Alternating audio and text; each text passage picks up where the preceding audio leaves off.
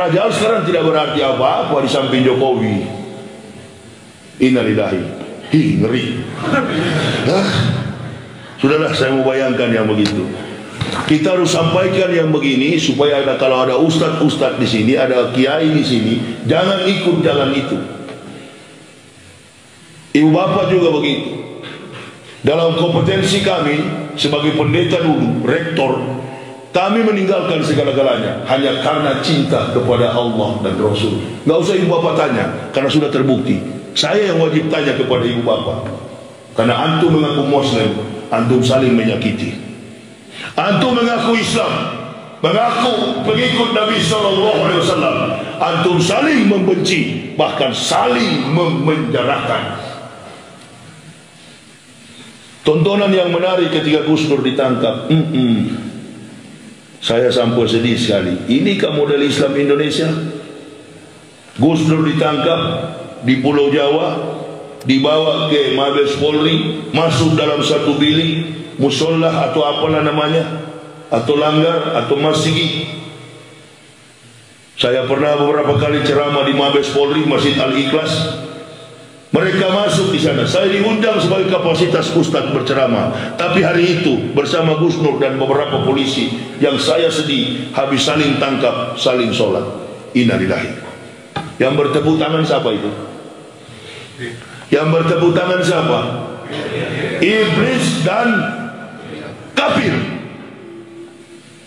Jadi sholat sudah dapat dipastikan tidak khusyuk. Padahal keberuntungan orang beriman itu pada waktu sholat, qad aflahal mu'minun alladzina hum fi sholatihim khashi'un walladzina hum 'anil laghwi muridun walladzina hum bi zakatihim fa'ilun walladzina hum li furujihim hafizun. Terlindung antara aspek jasmania, ruhania. Kenapa? Khusyuk. Kalau begini nggak khusyuk. Ini kalau khusyuk lari jebol, lepas tawanan kita. Pasti ada di pikiran begitu. Padahal sholat yang khusyuk itu ketika kita membaca takbir, membaca niat kita, kemudian kita membaca doa iftitah. Qul inna sholati wa nusuki wa mahyaya wa mamati lillahi rabbil alamin. Sudah tidak hidup lagi kalau sudah takbir Allahu Akbar. Bukan berpikir hidup, tapi pikirnya akan mati. Tapi waktu itu nggak khusyuk pasti. Saling curiga. Imamnya di depan, kafir dan iblis lihat-lihat. Nah, berhasil kita. Tangkaplah narapidana, masih banyak di luar sana. Pelaku-pelaku kejahatan. Itu Harun Masiku belum sampai hari ini belum ditangkap. Repot dengan kepulangan Habib Rizik. Innalillahi. Wah, jidatnya sampai mana yang menggambarkan bulat hitam begini. Iya. Orang itu juga, orang Libanon juga itu. Orang mana itu kira-kira? Nah, orang mana Pak? Orang mana itu? Hah? Orang mana itu? Oh, bukan Manado, bukan. Oh, bukan. Memang min plusnya banyak di Sumatera Barat ini. Min plusnya banyak ini. Nah, itu sasaran setan bukan kepada kafir. Sasaran setan bukan di pintu gereja, bukan di kelenteng, bukan di vihara. Setan bersembunyi di balik jendela-jendela masjid. Untuk apa datang ke gereja? Memang sudah setan semua. Untuk apa datang ke vihara? Sudah kawan semua. Yang belum kawan ini harus jadikan kawan. Ya itu tadi Pak. Setiap tampil di ILC, Masya Allah, bulat sekali hitam jidatnya. Kalau bicara, memang betul-betul penjilat itu wataknya, mukanya kayak betul kalau lihat ya. Penjilat itu. Ini orang-orang penjilat. Masih berani juga menyebut Al-Quran. Innalillahi. Masih lebih bagus saya punya saudara, walaupun dia kafir, liberal, Rocky Gerung, tapi otaknya Islam. Daripada ini ngaku Islam, menyebut ayat, otaknya kafir. Itu. Ini lebih bahaya hukumannya ketimbang orang kafir. Nerakanya orang munafik lebih dalam daripada orang kafir. Disuruh oleh Allah untuk diperangi yang begini, jangan nggak diperangi.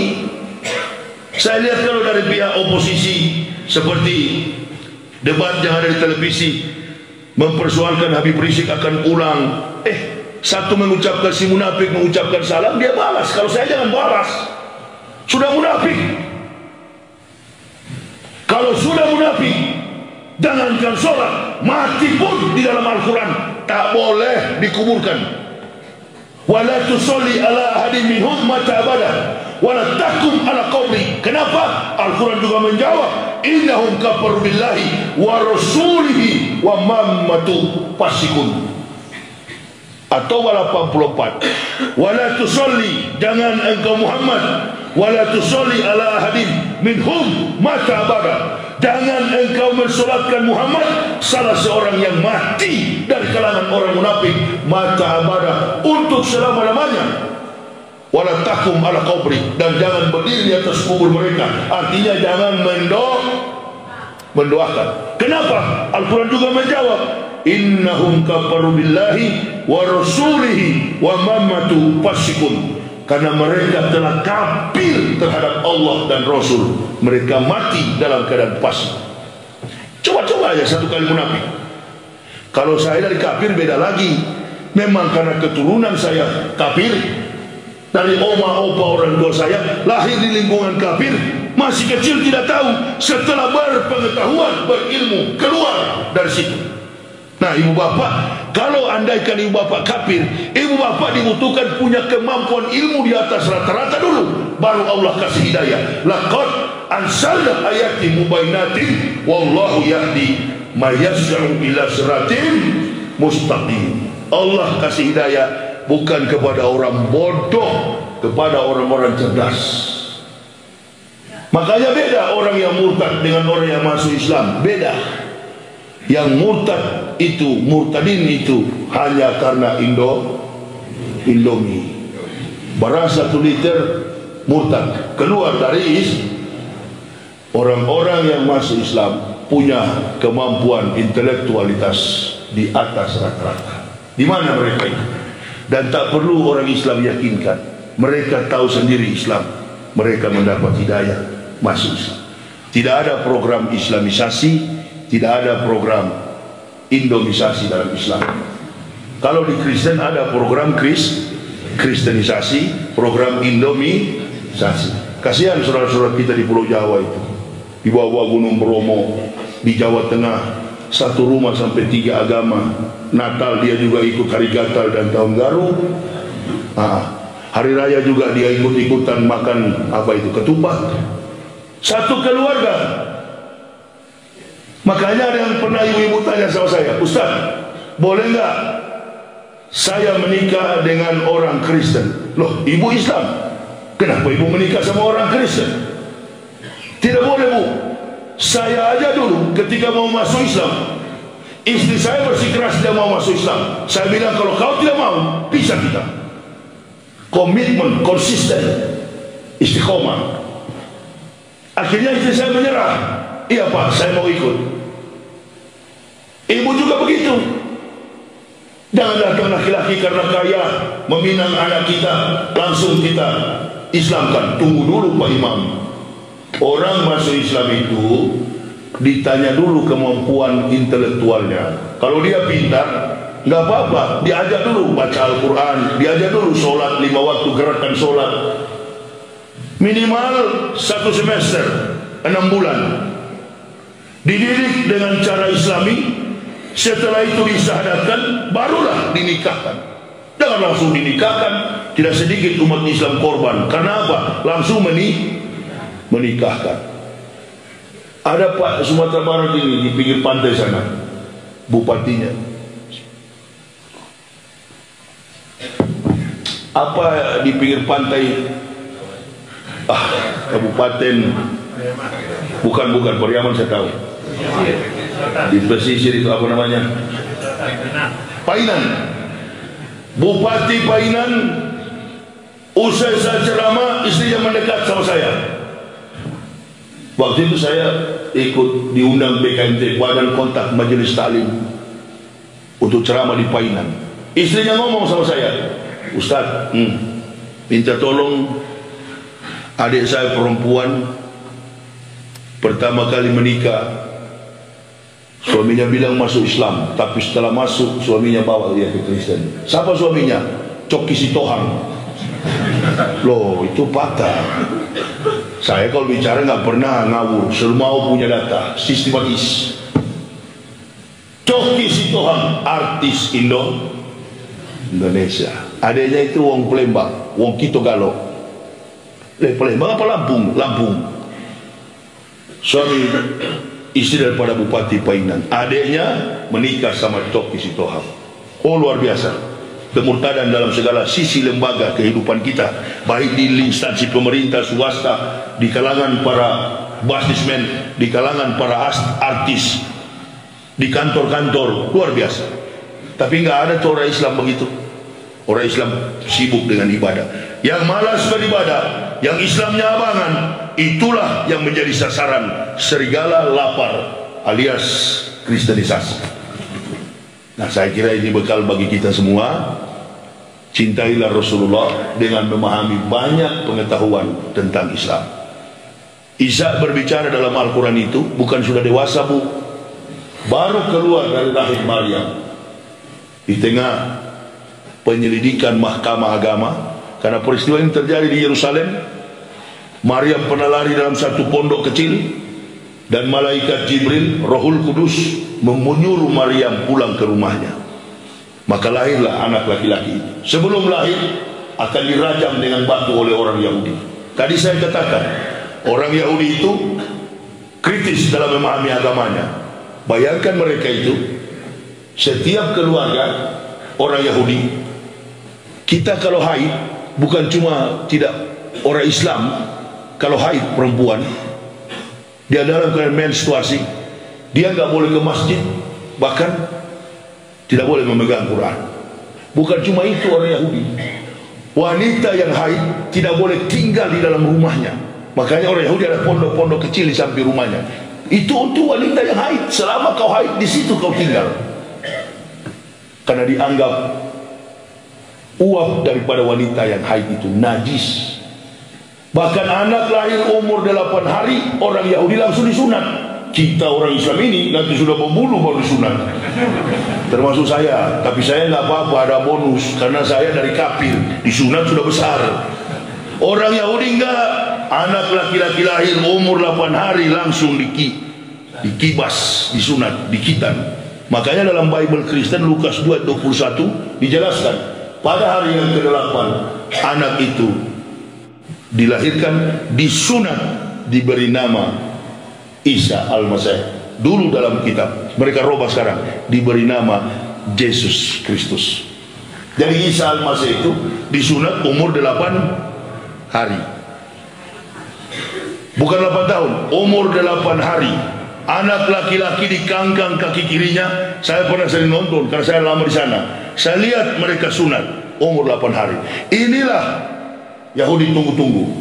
Jadi ketika Maryam bersalin, Habib Rizik pernah dilapor mahasiswa Kristen di Indonesia karena Habib Rizik bertanya, kalau Maryam melahirkan Al-Masih, siapa bidannya? Orang Kristen marah. Sebenarnya jangan marah. Jawab, bidannya pada waktu itu bernama Safira, suaminya Ananias. Hakim yang menangkap Maryam, mengadili Maryam untuk bertanya, siapa yang menghamilimu? Adalah Kayafas. Raja di Yudea pada waktu itu adalah Herodes, wali kota Mr. Pontius Pilatus dari Romawi. Nah, ini kalau Kristen berpengetahuan luas. Ditanya malah marah karena buta. Lahirlah anak bayi yang laki-laki ini, Isa. Dimandikan, dipotong pusarnya, ditaruh di atas ayunan. Begitu Yahudi datang, kaget Yahudi. Apa yang mengagetkan Yahudi? Anak baru dilahirkan beberapa menit sudah bisa berbicara dalam buaya. Mana bukti perkataan itu? Quran surah Maryam ayat 30 sampai 31. Isa berkata, qala inni Abdullah ya'tani al-kitab wa ja'alani nabiyya wa ja'alani mubarakan aina wa kuntu awsani bisolati wa zakati madumtu hayya. Maka nalillahi ayat Isa mi waladin subhana Isa qad amran fa'ina ma yakul lahu kun fayakun. Isa berkata, saya hamba Allah, atani al-kitab, Allah memberi aku kitab, wa ja'alani nabiyya, dan mengutus aku sebagai nabi, wa ja'alani mubarakan aina ma kuntu awsani bisolati wa zakati madumtu hayya. Kemana aku pergi, Allah memberkatiku, memerintahkan aku ausoni bisolah, mendirikan solat, wajakati, membayar zakat, madum tuhaya, sepanjang usia hidupku. Nah, kalau orang sudah solat dan bayar zakat, Kristen atau Islam? Kristen atau Islam? Islam. Kafir atau mukmin? Nah, kenapa antum selama ini kalau bilang Isa selalu gereja Kristen kafir itu? Kenapa? Ini diterangkan oleh para ustadz, para kiai, supaya umat ini jangan disesatkan. Isa itu sholat, dia Islam. Pada waktu itu Yahudi mendengar, tidak jadi Yahudi merajam ibunya, karena hukum rajam di Israel masih berlaku sampai hari ini. Ketemu anjing rajam, ketemu orang kusta rajam, ketemu wanita hamil, wanita berzina, rajam sampai mati dengan batu. Karena Maryam lahir tanpa suami, melahirkan, menyusui tanpa ayah. Yahudi ingin mencari Maryam dan mengeksekusi mati dengan merajam dengan batu. Datang satu kelompok namanya Majusi, ahli perbintangan. Kalau di Kristen disebut orang-orang Majus. Jangan Yahudi, karena di atas rumah Maryam ini siang malam selama 9 bulan ada bintang. Jangan dirajam, siapa tahu anak yang akan dilahirkan ini membawa berkah bagi Bani Israel. Ternyata tidak, bukan bagi Bani Israel. Dia lahir untuk menyatakan akan datang Nabi kita Muhammad. Sistematis. Habis mendengar itu Yahudi pulang. Waduh, ternyata ini anak memang Nabi. Kenapa? Yang diucapkan tadi dalam surat Maryam ada dalam Talmud Yahudi. Makanya Yahudi nggak berani rajam. Wah, jangan, bahaya ini anak. Ini Nabi yang diutus oleh Allah. Ahli-ahli kitab pada waktu itu sudah nggak ada. Bahkan yang tersisa 1 abad setelah itu adalah pemuda-pemuda yang lari dalam gua. Itulah terbit kitab Ashabul Kahfi. Itu pengikut Al-Masih semua. Ada 12 mereka, 8 dieksekusi mati di Yerusalem, kepala di bawah kaki di atas dengan cara disalib. Sedangkan 4-nya lari ke dalam gua, bersembunyi 309 tahun. Terbitlah kitab namanya Ashabul Kahfi. 4 pemuda bersama seekor anjing diturunkan oleh Allah selama 309 tahun. Makanya banyak pemuda-pemuda di Sumatera Barat ini yang suka tidur dengan anjing. Apalagi hari Minggu di Sawalunto itu, Masya Allah, naik motor 5 ekor di depan, 3 di belakang, kopia miring. Itu nggak apa-apa, lanjutkan, udah bagus itu. Karena dari dasarnya sudah ada di Ashabul Kahfi, bagus. Kenapa Bu Ambo sampaikan ini? Nanti jadi dalil lagi. Nggak apa-apa, daripada antum munafik kepada Islam. Tidak apa-apa, pelihara aja itu.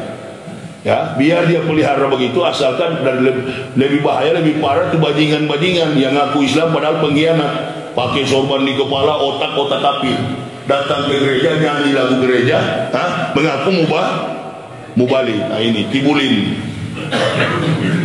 Tuh, jadi nggak apa-apa kalau soal pelihara anjing itu nggak apa-apa, lebih baik begitu. Tapi saya mau sampaikan juga, hati-hati. Satu kali terjilat oleh anjing, orang Islam doanya panjang sekali.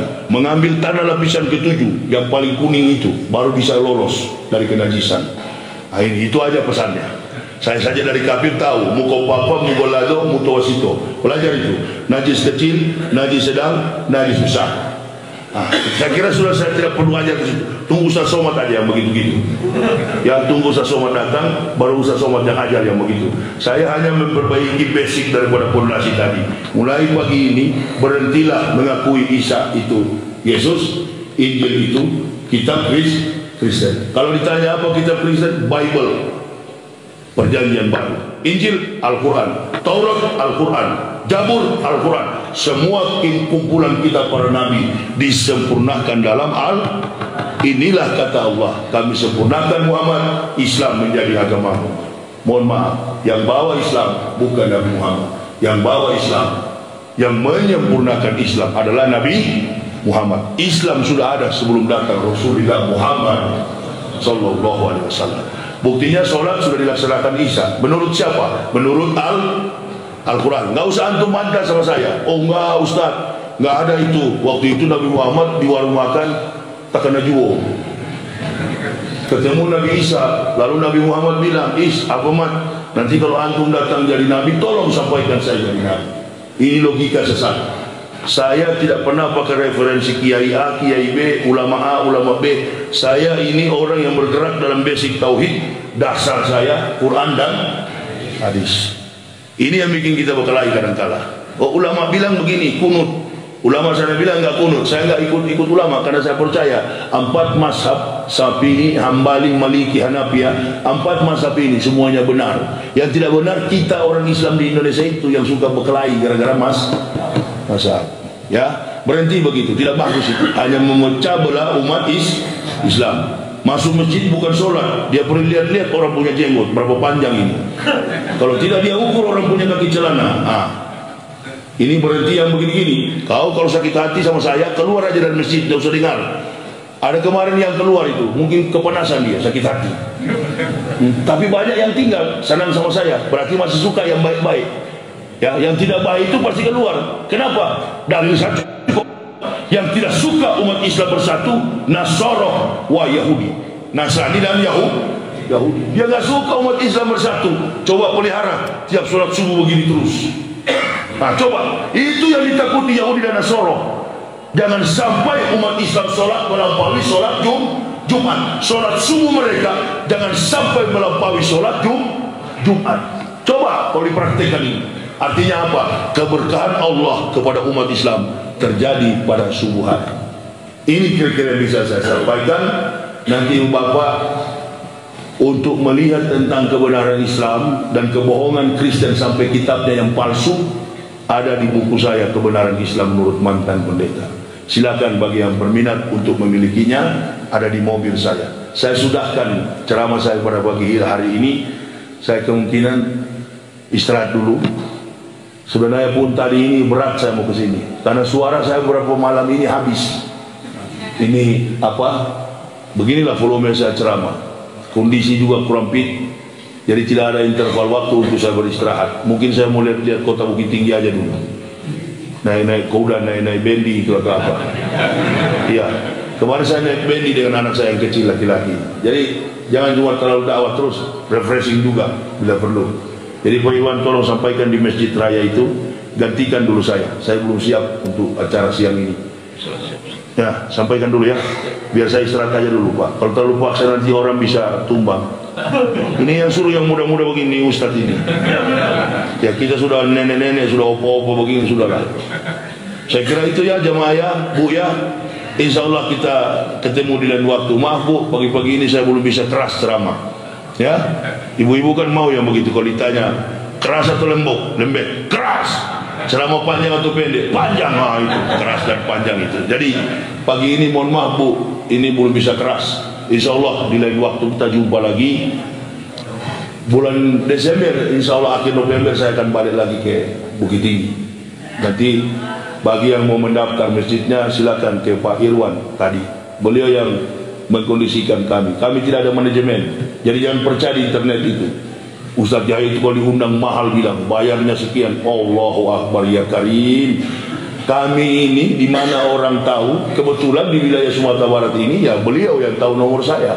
Beliau yang menjadwalkan dan mengaturkan supaya nggak bertabrakan ke jadwal. Insya Allah akhir November saya akan datang lagi setelah dari Jambi saya akan meluncur ke sini. Rengat Pekanbaru baru ke sini. Ini ibu bapak, saudara-saudaraku, mohon maaf apabila ada kekurangan kami. Terima kasih atas segala perhatiannya. Usikum wa nafsi bitaqwallah, la ilaha illa huwa 'alallahi falyatawakkalul mu'minun. Assalamualaikum warahmatullahi wabarakatuh.